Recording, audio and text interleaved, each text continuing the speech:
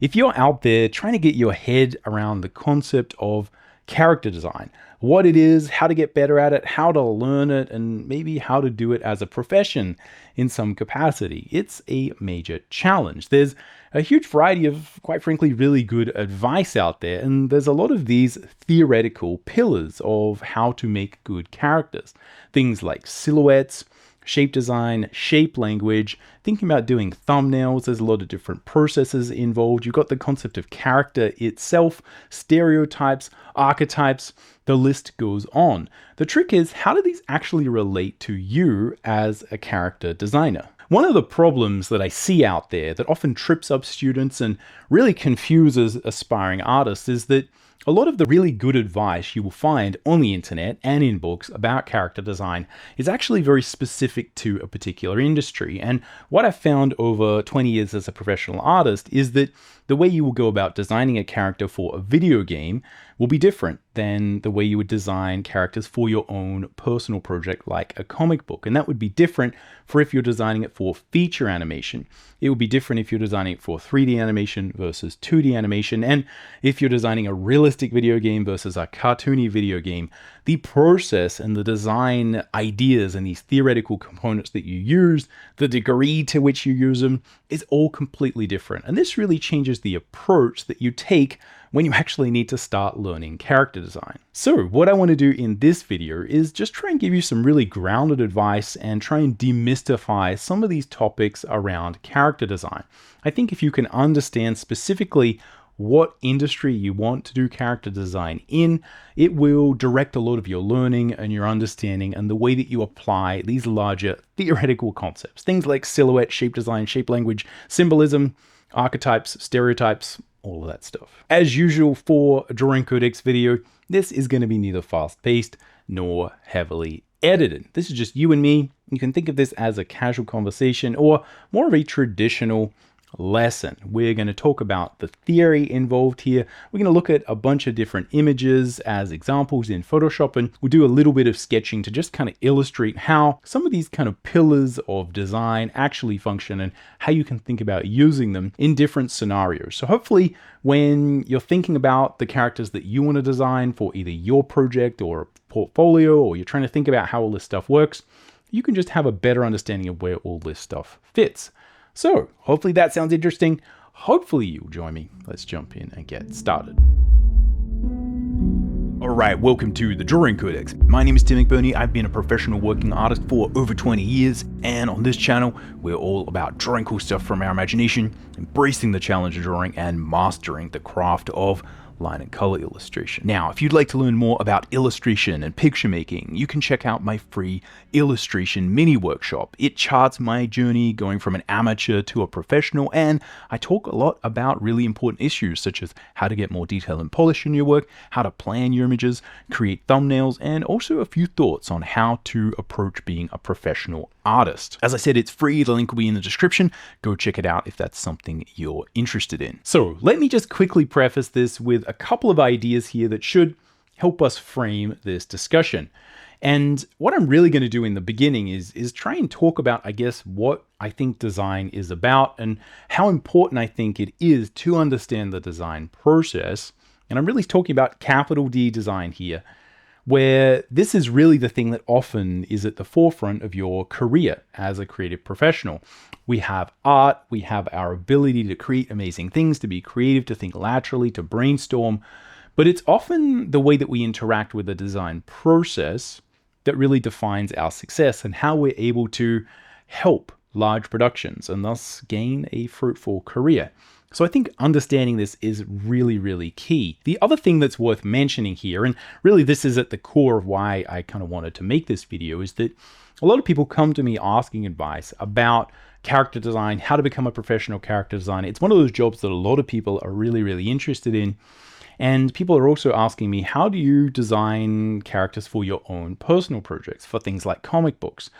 And what I see is there's a lot of great advice out there on YouTube, right? In places like this, and people are sharing their knowledge, and most of it's really good, actually. But I think often what gets missed is a lot of the advice, especially when it comes to designing characters that have really exaggerated shapes, where we're so told to really kind of dial up the silhouette. There's a lot of these things that work really well in like feature animation or in video games, where those ideas of big shapes are really, really important to the experience of the player or the viewer. And that's not always the case for designing characters in general. So basically, I think a lot of people can look at the good advice out there and think, that's what I have to do. I always have to make extreme shapes. I always have to do this, that, and the other. And I guess I just wanted to make a video talking about some of the nuances of the design process and how, from my experience, I've seen the things that you actually need to do are not always a matter of creating crazy big shapes or these exaggerated costumes. That to be a good designer, you need to understand the brief that is at the core of the thing you're doing. So that's what we're going to talk about first. Okay, so here I've got a couple of images from different projects that I'm going to use to demonstrate how the actual brief and the purpose of the project that you're creating will drastically change a lot of the subtleties of what you actually design and what you actually hand up. But first, let's go back to basics a little bit more and just talk about the idea of what a brief is and what design is. So this is one of those things where often I've got here some designs on the top from Star Atlas Core, which is a comic book project, a graphic novel project that is a prequel to a video game. So I'm actually doing some interesting things here where I'm taking a existing realistic 3D game world and I'm simplifying those designs quite a bit. And this will serve as a good example of how, if you're designing maybe things for comic books, that you would change your approach a little bit. On the bottom, I've got, again, still in my kind of style, but for a very different project. These are for the game From Other Suns, which was a sort of VR game that I helped design with sort of Gunfire Games. And these are kind of a similar project, right? It's a space game, right? And you have characters who are meant to be kind of tramping around in space. You have a lot of these kind of common ideas that we would draw from science fiction, but the actual thing that I'm handing up is quite different because, again, the things that we do vary depending on what the brief is. But if we just backtrack a bit and go back to like what design is. Design is, I think, one of these really important things to get your head around. And often in the beginning of our lives, we don't often get a lot of education about what a design brief is, or just the fact that most of the things around you are designed and there is often a brief involved. And this is often where a lot of the actual, quite to be frank, like a lot of the money is actually made as an artist, is understanding how to take the talents that you have and sort of direct it towards a commercial project. So a brief really defines like what the purpose of the thing that you're creating is. And this will often, depending on what you're doing, will be either very simple or it might be very complicated. And this would be the same if you're creating like a camera or a car or a entertainment design product or a bit of advertising for, a cup of noodles or something. There's always a design brief that's kind of like, what is this thing meant to do? What are the feelings it needs to evoke? What is the purpose for it existing? What's the target demographic that it needs to fit? And what are the technical limitations that we have to deal with? Can we use all colors? Are some cultures going to view the colors that we have differently depending on the international way that this thing is branded? Can we display a full gamut of colors? Do we have the budget to print all of the colors on the packet of our sort of noodle soup or whatever it is? There's a huge variety of these things. And what you end up creating has to fit all of them. I guess that is the definition of the brief, is you have a very defined set of things that you're headed towards and you need to create. And we use our creativity to fulfill that brief. And I guess if you're growing up and just sort of wanting to get a job in games, a lot of that may not be quite as obvious, right? As we know, we have a character design brief, which may be, hey, we're designing a character that needs to be, in this case, for Brocco Rhodes from Star Atlas Core, he's kind of a space cop, right? He is a sort of militaristic style character. He is a human character. Obviously, he has augmentation. And then there's another couple of ideas that we would need to overlay on top of that. For instance, he needs to be easy to draw, right? Because I'm drawing him. He needs to be simplified. The art style needs to be simplified because we don't want this product of a comic book to be interfering and confusing with the world of the video game, right? We want to view them as separate properties.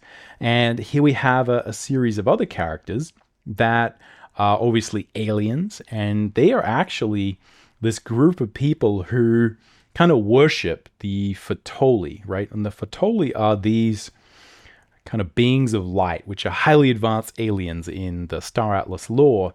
And they have sort of followers who are sort of quasi-religiously following these kind of beings of ethereal light, which are, just sort of alien beings that are highly advanced in their technology and ability to manifest technology, right? So, these characters need to look different. And I think this is where, again, you just need to understand, obviously, that there are character design briefs, and this would be a major part of what you do within any sort of project you work on, whether it would be a video game, whether it would be a feature animation, a 2D TV animation show, whatever it is. There's a bit of thunder there. Hopefully, I don't know whether you can hear that there, but yeah, it's thundering and lightning here where I am. So again, I think often the confusion happens because we're often dealing with very similar projects, but it is the brief and the way that you need to manifest your skills as an artist that will really define most of what you do. So one of the things that you may see is that obviously the style for the comic is much simpler. And the other thing is the amount of detail that I put on these designs is a lot less in the comic book because they need to be easier and quicker to draw. The other thing that you will sort of notice with a lot of video game properties is that you don't need to redraw these characters again and again. They don't need to be drawn at all. They're sort of modeled. So often you get a lot of other technical restraints that are part of your brief, such as the fact that maybe these things need to be modular, right? So that maybe every technical cybernetic arm needs to be actually something that can be pulled off one character and put on another. That maybe you're going to swap the heads. And something that often kind of happens on these types of projects is that a major part of what we do when we're working as a video game designer is we think about what the animation rig would be.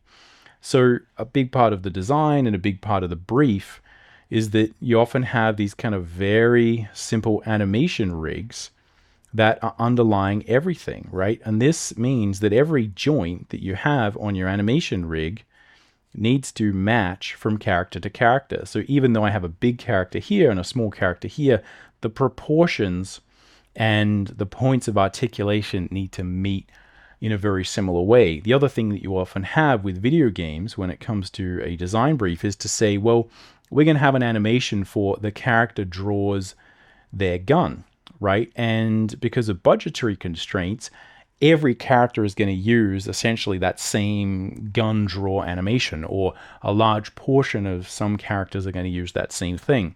So you kind of need to make that you need to make the position of the gun, or the position of some accessory very similar from character to character. So when that animation runs, it basically picks up from the same point using the animation rig. And this is highly technical stuff, but it is a major part of what you would probably actually get paid to do well as a character designer in games. The other thing that's important to understand about games is that often you're seeing characters move really fast. So we want to have big shapes and to be able to sort of identify all the silhouettes, right? I want to be able to identify all those silhouettes and make it really clear that, this is one character, right? And this is another character just based on the size. Or again, you think about, right, the difference between these basic silhouettes, boom, boom, right? And the way that the weapon looks, right? The weapon can become a major part of what you're actually designing. And this will tell someone when you're in the heat of battle trying to sort of shoot some character, which character it is, which enemy pattern and attack pattern they need to sort of consider for it, and all of those different things. So what you tend to find is with games, you're designing around animation rigging limitations very frequently. This is something that, again, will probably improve with technology, but is still a major consideration where, again, you may draw a cool robot like this, but you have to be sure that the team is actually able to rig that, and that maybe there is a shared rig for robots that follows a similar process, a similar articulation and set of points, right, where they articulate, right? So here you can see I've got, there's sort of arms down here, right? There's arms up here, and, different points of sort of articulation. And you can't just willy-nilly design something like that without that being a major part of the brief, because you need to share those sort of assets. So the other thing that's, again, you often sort of see as opposed to that is just what I said, which is that you're often trying to optimize for these big sort of shapes, right, that are really going to be clear to sort of look at and identify. And that's why typically when you're looking at video game designs, we do push the shapes, we do focus on silhouette a lot, and we try and make sure it's really clear to understand design language from afar. And these are considerations that you do not need to even think about one little bit when you're designing a character for a comic book. But you need to make sure that these characters are easily recognizable just from the face. Because a lot of what comic books are is you just looking at panels of people's faces, right? And seeing that they kind of emote. So making sure that the characters are all drastically different from a facial perspective is really critical, as is making sure that you don't have any silly sort of shoulder pads, right? So if I had Space Marine style or Warhammer style shoulder pads everywhere, right, that might work really cool in a game, but it's just going to block the visibility of your character emoting in your comic book, and just make your life misery, right? Because you're always going to be designing around these things. It's very hard, for instance, to do a profile of someone with those big shoulder pads.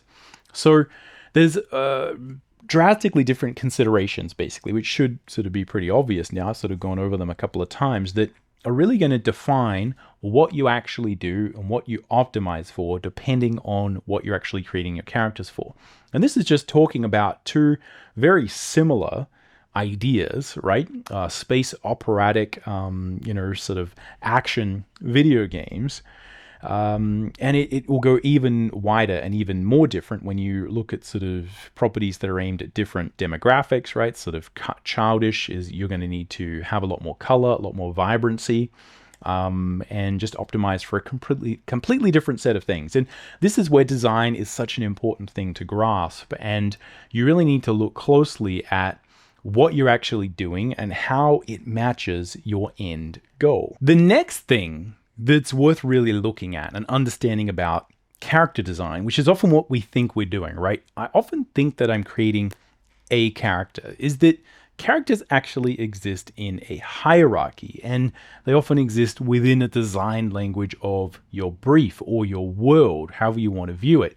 And I think this is also something that can get lost when we're looking at people giving advice for designing one character. But characters are relative to each other within the world, and this is why often you could actually create very rich, believable worlds with really interesting characters, even though a lot of the designs might feel less exaggerated than your sort of typical looter shooter style video game concept art, where the character has a million different accessories, everyone's got cool hair, everything's brightly colored, everything's different, because you need to, within the context of those characters, separate out who is who.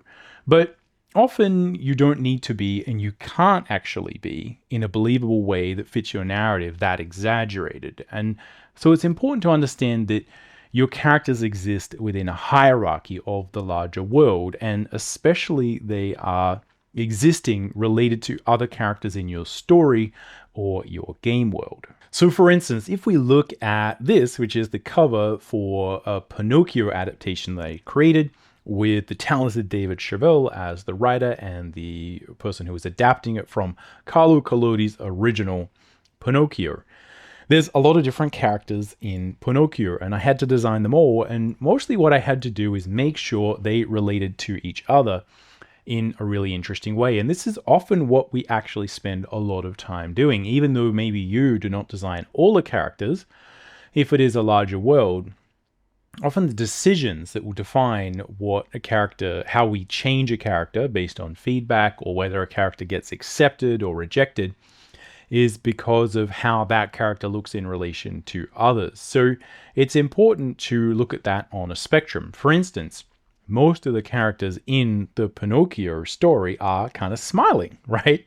Even the evil characters like the fox and the cat are still smiling because it's a happy place, right? This adaptation of Pinocchio is a little bit more cheery. So everyone's kind of happy to be there, right? Like that's the point. But certainly some feel a little bit darker than others. Some feel a little bit happier than others. Some feel a little bit more silly than others. And that's where it's really important to understand that you kind of can't separate and isolate a character away from others and effectively do a design. And this is why it's important to look at not just, oh, this is the character I'm designing, or you're designing your sort of OC, your original character. It's that you actually want to understand the world that they inhabit. And this is why so often you can have, manga series where a character kind of isn't quite as, sort of crazy or exaggerated, but everyone really loves that character because it's the way they relate to everyone else. For instance, you could have a world full of crazy individuals that's similar to one of these video games where everyone's got different colored hair, giant weapons, spikes, rounded things. Everyone's embodying the ultimate turned up to 11 version of shape design, shape language, design language, etc. If you just put a very ordinary human there, they would stick out like a sore thumb. And that would be a very unique, interesting design within that world. It's all about contrast and thinking about stereotypes, archetypes, and how the character that you're creating relates to everything else.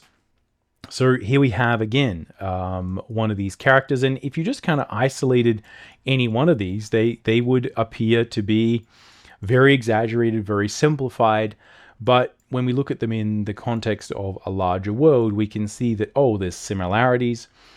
And humans are actually very good at doing this. It's spotting differences in groups of people, ordering people into hierarchy or status, looking at maybe what the relationship is between different people. We kind of do this automatically.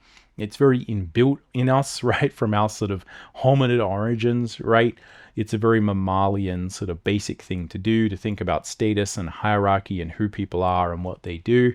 And this is something that just translates directly when we look at a series of designs, right? We're looking at what are the similarities, what are the differences, what do they tend to symbolize for us based on our cultural experience, or we're often trying to pattern recognize and understand, okay, maybe I don't get this, but is there a pattern here that I can understand? So I can understand maybe where I fit into that status and how I would relate to this story. And that's where it's always important to understand like relatability, how people are going to view your characters, how they're going to see themselves either opposing that character or being similar to that character from a narrative standpoint and a visual standpoint. So you can see that, for instance, if we were to take any one of these characters from this little scene where people are kind of buying sort of food or ramen from this food truck thing, and you place them anywhere in, a Star Atlas comic, they're going to feel completely out of place, right? Obviously. And I guess that's sort of the point.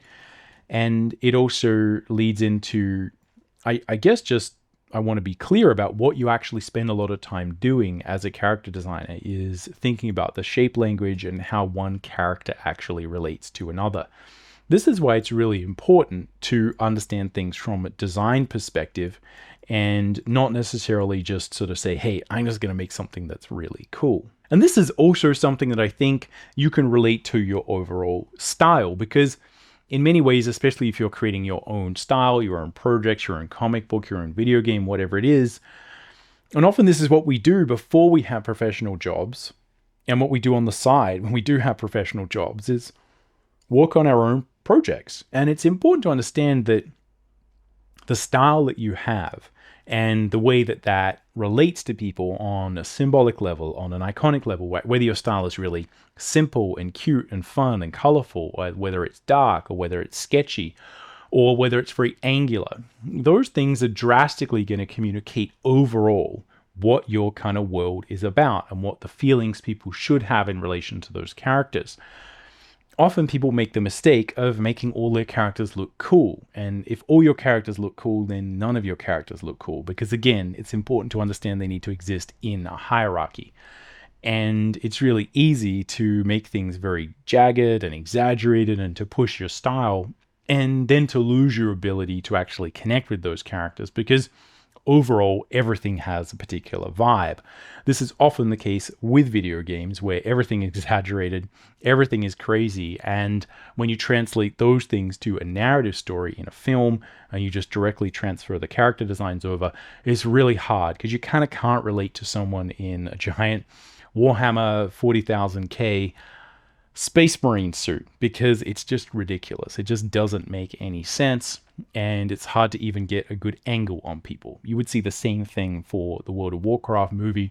It just poses a huge variety of challenges to actually create characters that people can relate to. It's not to say that people can't succeed in those endeavors, but certainly if you would design characters for relatability, it's going to be very different than if you design them for feeling crazy and as if they're part of some far-flung futuristic hellscape, again, or if you're just designing them so they look cool when they're this big on the screen. So a lot of this comes down to understanding that a lot of the things that you might see in a concept design or a character design tutorial are really talking about skills, and you're going to learn the most about how to create really good, interesting shapes that read well from someone who's good at designing characters for video games. And you're probably going to learn a lot more about how to create connection and emotion from artists who are really good at designing characters for feature animation, where the character's acting ability and ability to hold a scene and to communicate and allow people to empathize with them is really, really vital. And what you want to do ultimately as a character designer is understand all these different tools that you have that we'll sort of go over in a second and understand how they apply to the brief you have and the job you have right now. So let's take a quick look at some of these basic things. This is not going to be comprehensive by any means, but this will just help me to talk through some of the challenges that you might have when you go to design something. So we got a lot of these basic tools or theoretical pillars of design, and especially character design. Things like shape. We have shape language, which, and shape is often what gets talked about when it comes to thinking about the emotional way that different shapes play on people. And you'll often see a lot of character design tutorials where people talk about making triangles and squares and circles. And if you kind of make sure that your character fits within some shape paradigm, that is going to drastically help you to communicate whether the character is grounded, powerful, unstable, etc. These are really important ideas, but again, they're often not the most important thing for a lot of projects. You also have shape language, which is kind of, I guess, what I was sort of talking about. Shape and shape language are similar ideas. Then you have design language, and this is where often different elements of the world have their own design language. Different cars from different eras of history have different design languages. Different cultures have different design languages, and you can, I guess, think about how you would break that down and simplify it and systemize it so that you can sort of imbue all your characters with a similar shape language or a similar design language, and then break that if you want to make a character feel different or more the same. These are really valuable things to understand. You also have silhouette. And I guess these ideas of shape language and silhouette are often the ones that are really kind of talked about when you're looking at most concept art character design tutorials. It's important to look at the external silhouette, which is something that's often talked about, right? You're often wanting to have some kind of really exaggerated external silhouette for your character, right? That kind of makes sense. And this is what we define as external silhouette, right? Boom, boom. And, that certainly is true. We're looking at the silhouette. But another important thing to understand is the internal silhouette. And that's where often if you're designing a character, right? So if we sort of think about here, I've got a little character, and often this happens if you don't have the ability to add a large external silhouette pop or anything really dramatic. Maybe we say this often will occur if you have your sort of Indiana Jones, sort of Nathan Drake style character, right? We got a simple sort of character design we're working on. We don't have the ability to add a giant backpack or some sort of crazy sword or some kind of funny hat for them to wear to increase the external silhouette. But we can modify the internal silhouette by changing what they wear. And what this will do is it'll change the value or color breakups that you sort of see. And so you'll often see people having sort of bags and straps and things that they sort of attach, or different belts. And it's this internal silhouette and internal breakup that will drastically change how you sort of view the character. So if we were to look at this from a real sort of iconic, symbolic point of view, right? Say we have a character design here, right? Boom. And say we copy that, right? So let's copy that over. And what you might have is, one character has their straps like this, right? And another character has their straps like this. The external silhouette has not changed, but the internal silhouette has. And then you might have someone with a top that is sort of darker, right? That maybe comes up here, and then this other person maybe has a tank top on or something like that. So the external silhouette has not changed, but the internal silhouette has changed. So that's an important thing that's often, again, missed when we're trying to just optimize for external shape, is that you can do a lot and really differentiate characters so that someone can be like, oh, that is that character and this is that character, just by changing those internal silhouettes and tonal patterns. The other way that that might manifest is when you have your typical anime character that has black hair versus blonde hair, right? It's almost the same character, but different tonality, slightly different shape design, and then boom, it's completely different. So the next you've got your sort of symbolism and iconography, and these are really important things to pay attention to. Often we need to really lean on the ideas of symbolism and iconography to make it clear who a particular character is. So in terms of sort of symbols, we're looking at things that would identify a particular character as a particular type of individual, right? So often if you're designing a little, right, mage, right, you would kind of say, well, what are the symbols and the icons of a wizard, right? We've got the wizard's hat, and we've got a wizard's beard. And we think about what are the other elements of a wizard that we would need, right? You might have a book of spells. And the more sort of iconic you go, the more, I guess, egregious and obvious these things become, right? So here I've got, and I'm just doing iconic, simple drawings here, right? I'm not trying to make sort of fancy drawings. Hopefully you can see above that, if we had a little bit more time, we could make these look better. But the point here is just to illustrate these ideas, right? So when we're drawing a wizard, we're thinking about symbolism, iconography, and stereotypes and archetypes. What are the things, right? So we could see, oh, the wizard archetype is this kind of learned mentor style character who is maybe not very strong, but they have a lot of power in terms of their intellect, their understanding of magic or supernatural powers. The stereotype would be, okay, we got a pointy hat. The iconography and symbolism that we use there would be to say, yeah, look, he's got a wizard's staff, right? He has a magic book of spells. And depending on how simple and iconic and exaggerated your game world needs to be, you will sort of lean into these things more or less. So often where this becomes really important is that if you maybe had a realistic game where you needed to have a wizard that maybe was just embodying that archetype of a character, but in a modern context. So there's no magic, but maybe they have some type of supernatural powers, or they are just very learned. You could use a lot of the wizard archetypes and try and understand how to imbue those into a character without being stereotypical. When you need to create a very sort of cartoony little wizard like this, you need to lean into more archetypes and more iconic ways of representing who that is.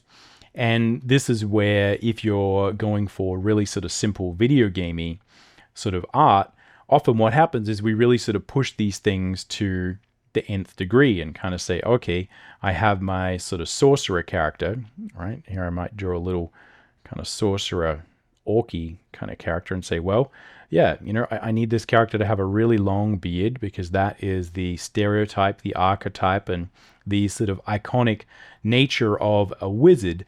And often you get this kind of stuff where we say, well, I need to make it really clear. So let's make it as if they're kind of carrying a giant spell book on their back, right? It's this sort of magic, iconic, symbolic representation of that, right? And it's kind of fun.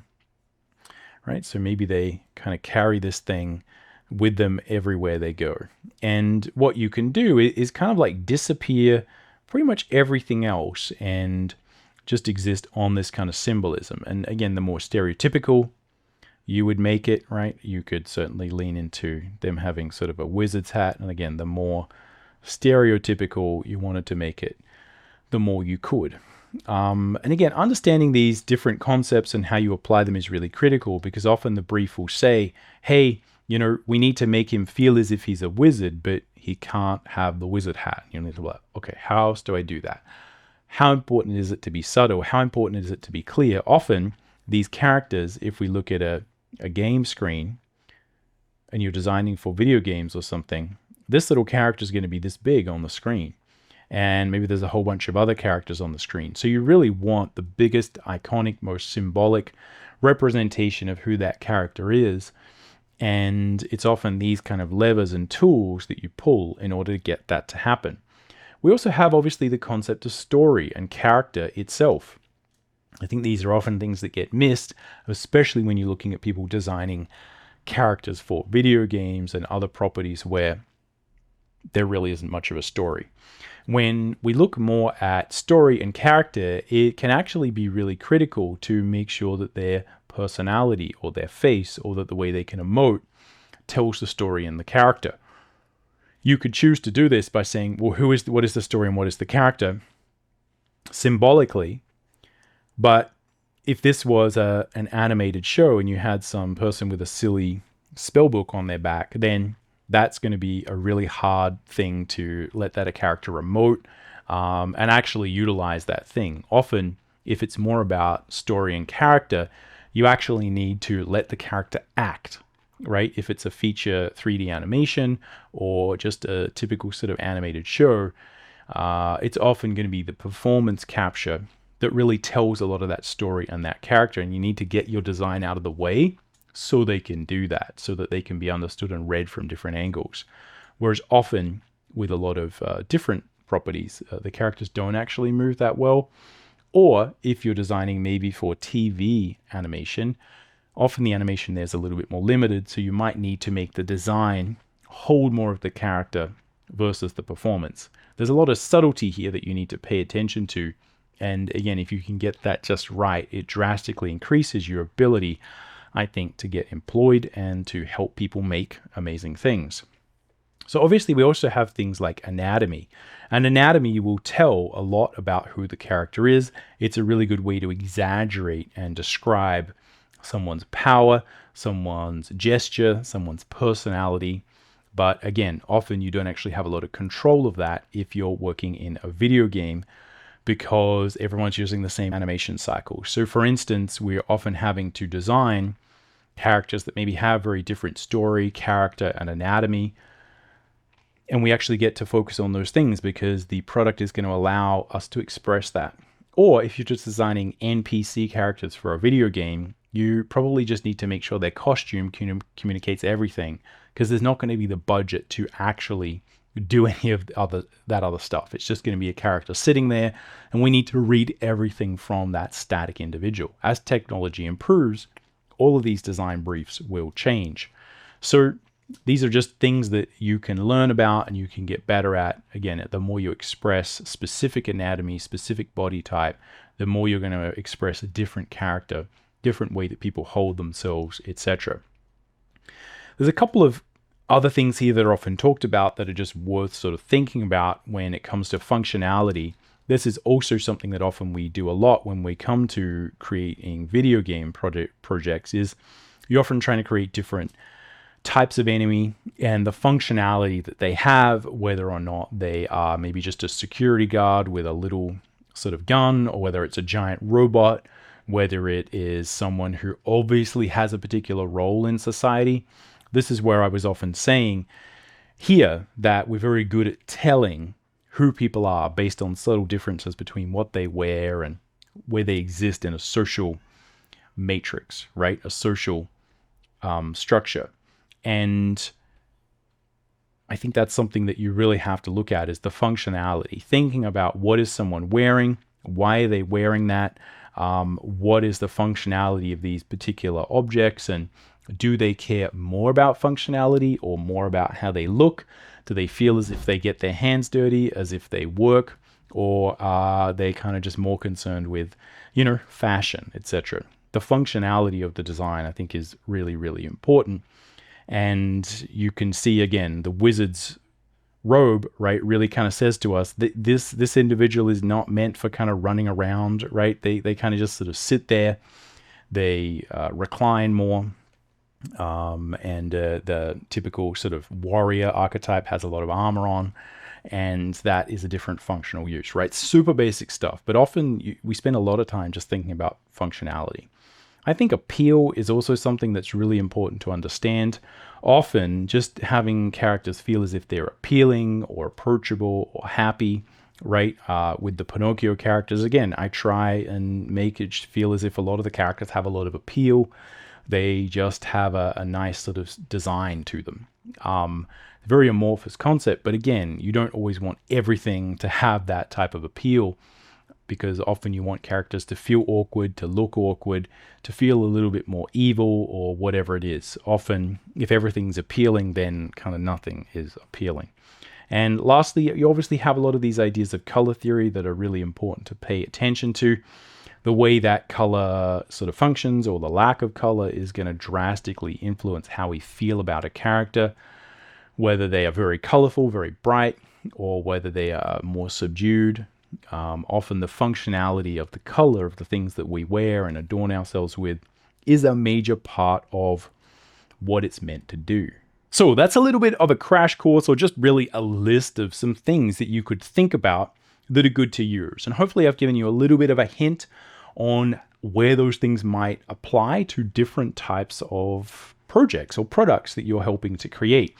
Now, what I might do is maybe dig a little bit further into some of those basic pillars and theory concepts on the Drawing Codex channel. So stick around if you want to, learn a little bit more about things like how you could use symbolism or archetypes versus stereotypes if you're thinking about designing characters. But that's all I got here for today in this video. I just wanted to really sort of share how I view character design based on my experience working on a large variety of different projects. And hopefully this has helped you to understand, again, let me know in the comments down below, where a lot of the advice that you might see fits. I don't think a lot of the advice out there is bad. I think a lot of people are sharing really valuable concepts about how to design engaging, interesting characters, but you do need to understand where it fits into your particular project. And I know a lot of us who are creating things like sort of comic books that maybe, don't fit with such exaggerated character designs with all these kind of crazy things everywhere, but you kind of think like, hey, that character looks pretty cool, right? Like that's pretty awesome. Maybe you think maybe we should be doing that. And again, it's just important to understand that all of these things are going to make it potentially harder, potentially easier for people to relate to your characters. And there's always other considerations. And just remember that often characters that we have a strong affinity for, often are just sort of plain characters, right? They don't often have the most exaggerated features, the most exaggerated everything. Often it's just a matter of having the right relationship to that character and having them be really clear about what they're about. So a lot of this is design, clarity, purpose, and when you get all those things working, it makes your life a lot easier.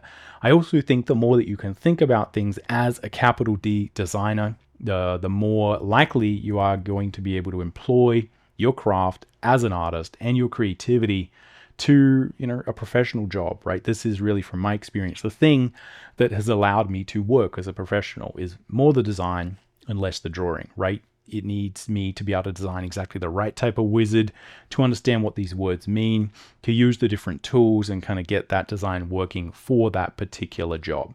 And that's what I found to be the most useful. So that's why I wanted to share this with you. But let me know in the comments down below whether this kind of tracks, whether you've kind of, been a bit confused about character design sort of theory, whether you're thinking about designing for a portfolio, for video games, for animation, or just for your own projects. Again, I think no matter what you're doing, if you can employ those different pillars of design well, you'll be able to come up with something really cool. Anyway, that's all I got for this one. I'll catch you around. Happy drawing.